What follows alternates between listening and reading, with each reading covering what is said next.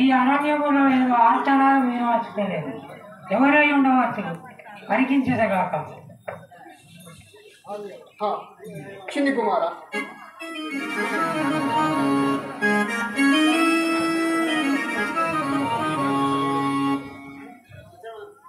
చిన్ని కుమార, నాయన, నా తండ్రి, నీవు లోకైక పూజుడవు, హాయిగా ఏ మహాదైన దొరకు ఎందునొక క్రూర మృగ బాధ చల్లగా వర్ధిల్లు తండ్రి.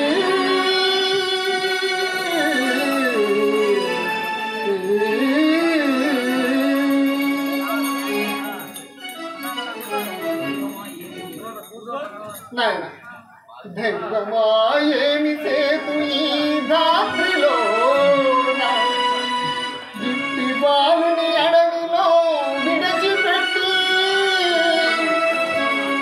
ఎటుల పతి తోడ నేగుదు ఇంత కార్యం, మాయవీని రక్షించు మాన్యులెవరో.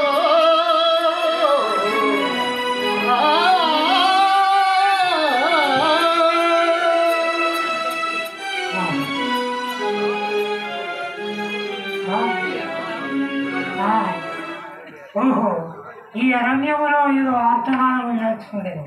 సమీపించి విచారించదగా. ఆహో, ఏమి ఎవరై ఉండవచ్చు? బాలుని చేతిలో నిలుక్కొని దుఃఖించుచుండేది. పురుషుడు పాలించి పదివియోగము సంపాదించారు. ఏమి విచారించదగాక సమీపించి. ఓ తరుణి, నీవు ఎవరవో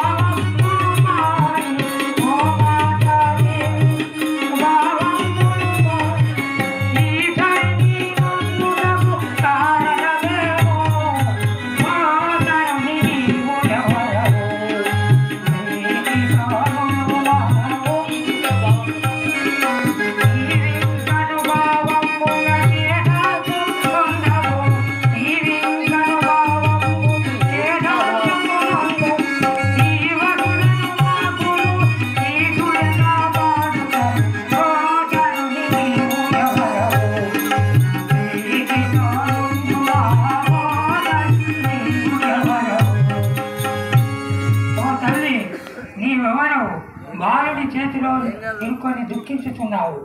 అటు పవలించిన వారెవరు? మునివరా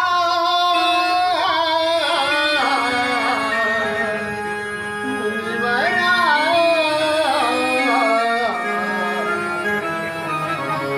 మునివరా నాదు సంగతే మణివచింతు పరగ బ్రహ్మాండ పురము కాపురము మాది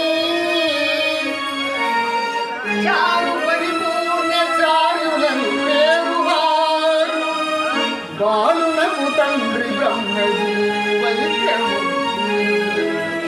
పతి వియోగంబు చేనే బ్రతికియేల సుతుడి కొరకై చింతించునయ్యా.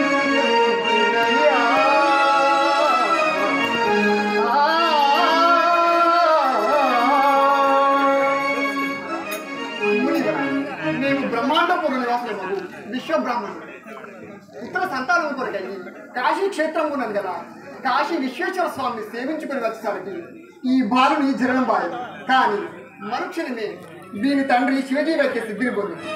పతిలో నేను బ్రతకదాను. నేను కూడా వారితో పాటే శివజీ వైద్య సిద్ధిని పొందకలిసింది. కానీ పసివాడైన ఈ బాలుని ఏమి చేయదు అని చింతించుచుంది. ఇంతలో భగవంతుడి స్వరూపం వల్లే తామిటి వర్ధించింది. ఇదిగో ఈ బాలుని గైకొని నా మనోవాంఛ తీర్చుకు స్వామి. హా పరమేశ్వర.